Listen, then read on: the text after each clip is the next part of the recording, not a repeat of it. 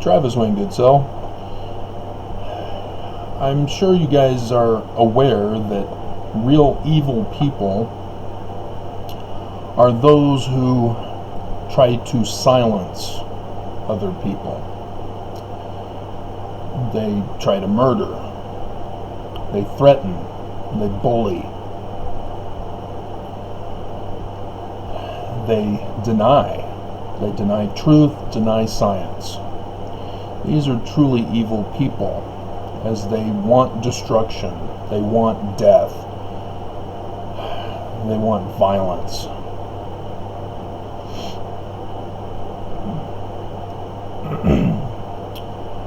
And when we speak in religious terms about evil, the personification is in the character of Lucifer. Isaiah is the one who defines him for us with his symbol. How art thou fallen from heaven, O Lucifer?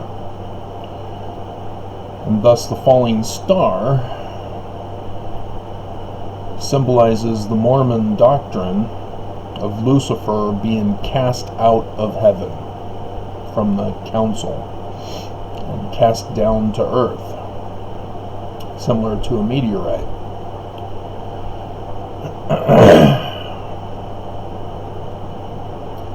It causes destruction in its fall.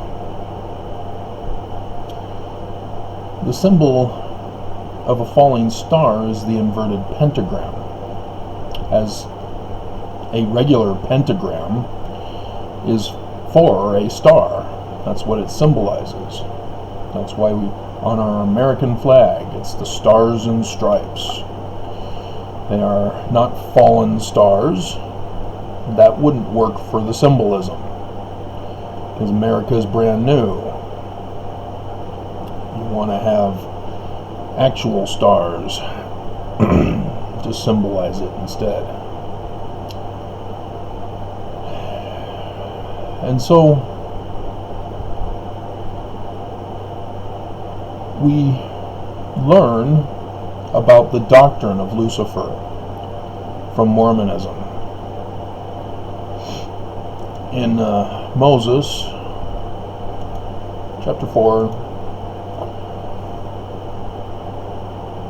we have the scene after Moses confronts Lucifer, as Lucifer says, I am God, I am the only begotten, worship me. He lies, he deceives, he pacifies, he flatters, he gets angry when you do not accept his lies. Does anybody recognize that? As we have a whole bunch of science deniers that have emerged, deniers of truth, and they get angry if you do not accept their falsehood, their denials of science, and they threaten you. They destroy your lives if you do not accept the lies. And Lord says to Moses, Satan, whom thou hast commanded in the name of my only begotten, is the same which was from the beginning, which referring to the council in heaven. He says that Lucifer would go and be the Savior, that he would be thy son. I will redeem all mankind, that not one soul shall not be lost. And so then he wants the honor and the glory for doing the work. And so how is it done? Verse 3. Because Lucifer rebelled, he therefore sought to destroy mankind's agency.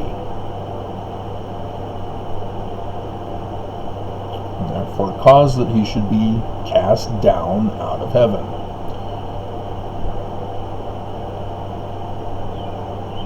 And so as the devil, the father of all lies, to deceive and to blind men, to lead them captive at his will to those who will not hearken to truth, who won't follow science.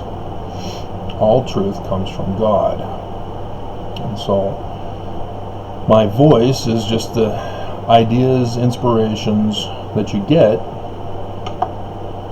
and you find out if they're good or evil by completing them. So if you get an inspiration to build a boat, you build the boat.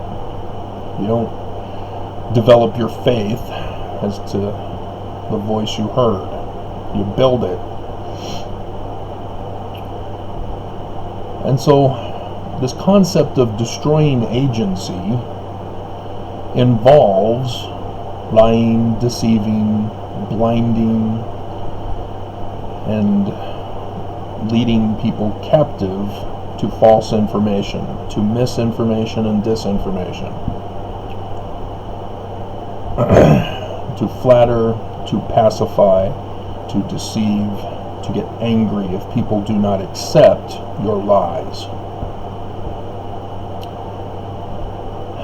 And we know from the book of Helaman in the Book of Mormon, in chapter 6,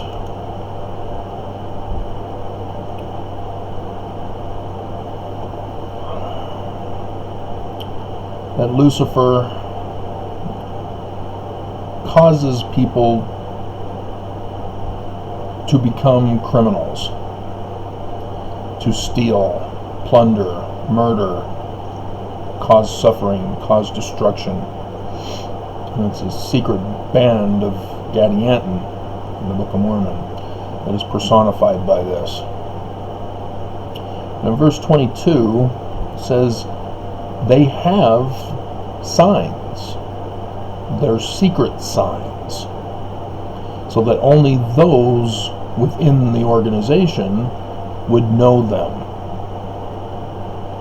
They have secret code words that they might be distinguished, that they might identify one of their own from those who are not of theirs.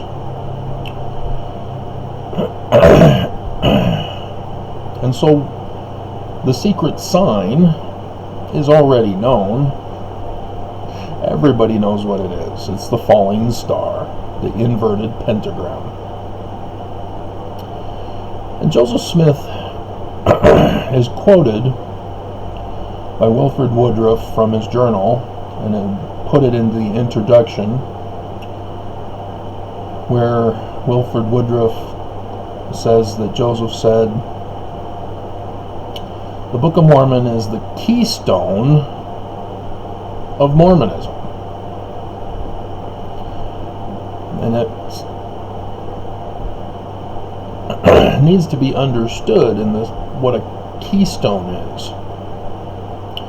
Now, yes, it's the it's the stone at the top of the arch that holds the arch together to keep it from crumbling. But in a symbolic sense, it is understood as the central principle or part of a policy or a system, etc., on which all else depends. And so the Book of Mormon is supposed to be the keystone of Mormonism. Everything that springs out of Mormonism comes from the Book of Mormon. If something that is in Mormonism that cannot be justified by the Book of Mormon, it is not Mormon. It must be dismissed immediately by Mormons. So we can drink Mountain Dew.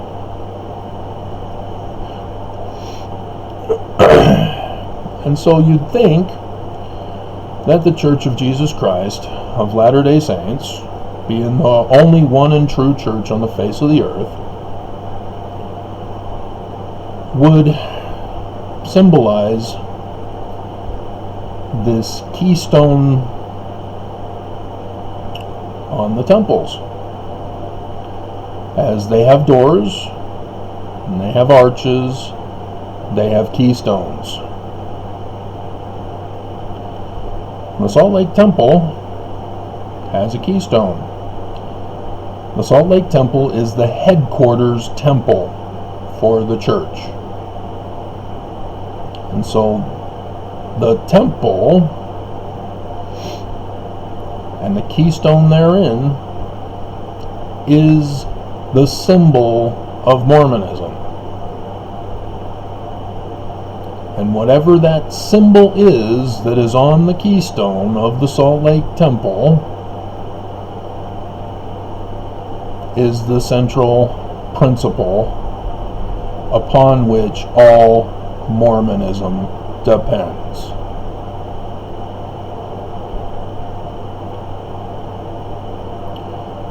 Do you now understand why the Church of Jesus Christ of Latter-day Saints has ordered my execution, my assassination? Do you understand why Mormons send me death threats and spew hate, trying to silence me?